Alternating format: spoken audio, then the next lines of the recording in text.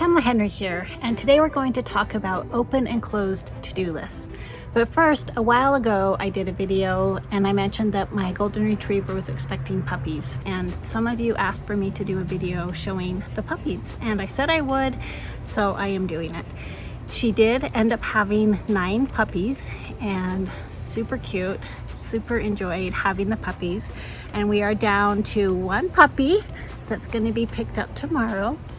Super cute. So she's my little study buddy today as I'm doing my planning for the upcoming month. And as I'm doing my planning, I just wanted to talk about a technique. I just recently read the book 4,000 Weeks by Oliver Burkeman. So it's 4,000 Weeks, Time Management for Mortals. And I really liked it. And in here he talks about a technique that I like, that I have been using with a success choice system for the past 16 years that I wanted to explain to you. So first I'm going to read about it. So this is just from the appendix.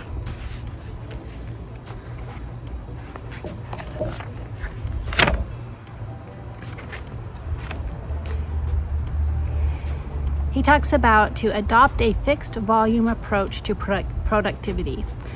Much advice on getting things done implicitly promises that it'll help you get everything important done. But that's impossible, and struggling to get there will only make you busier. It's better to begin from the assumption that tough choices are inevitable and to focus on making them consciously and well.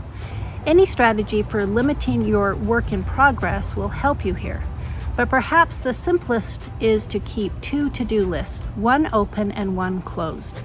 The open list is for everything that's on your plate and will doubtless be nightmarishly long.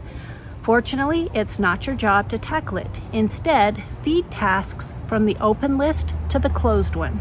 That is, a list with a fixed number of entries, 10 at most. The rule is that you can't add a new task until one is completed. With a success choice system, at the beginning of each month, there's a page where you have an ongoing task list where you just write down everything that you think you need to do. You don't know when you're going to do it. You don't know even if you're going to do it or if someone else is going to do it, but it's on your mind. So you want to get it out of your brain and onto the paper. So you just write down, this is just your brainstorm list of things that you need to or want to get done. And this year we added these little light boxes, and they're light so you can choose to use them or not to use them. So this can just be big long lists if you want to of your brainstorm of things to do, or you can categorize it. So you could put like work and family, or maybe there's a committee or a board that you're on, or your church, or whatever roles you fill. You might want to, as something pops into your head that needs to get done in one of those categories, you can just drop it into that category and then just get it out of your mind. So the beauty of this list is this is just to get it out of your head. It's not even the assumption that you're going to get everything done, but you just don't want to forget those things.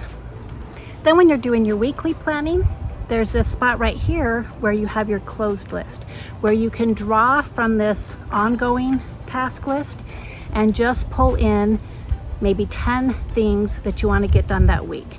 And if you happen to get those 10 done, then there's room to write a few more. But this is just your to-do list for that particular week, and these are things that you really want to actually get done. But they're based on things that you value, and it's based on things that you've already determined that you want to get done that you have on your ongoing task list. So this is your open list at the beginning of each month, and then your closed list that you do at the beginning of each week. And then you can pull from that into your days. The nice thing is that it's not really just this list that you put down and then you forget about. You actually review it each month. So I will look at my last month's categories task list, and I may have already checked off a bunch of those things, and I can review that list, and maybe there's some things on that list that have already solved themselves. I don't even need to get them done. Or maybe I've decided I don't want to do that anymore, so I don't have to transfer it over into my new month. But I do transfer over the things that I still want to eventually do probably. So that way I'm at least reviewing that list every month and things aren't falling through the cracks.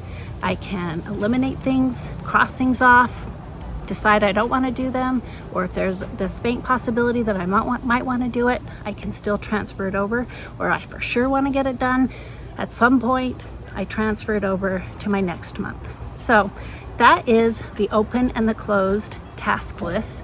And I do recommend this book, 4,000 Weeks, Time Management for Mortals. I think that there are a lot of great tips in there, and this is just one that you can apply right away.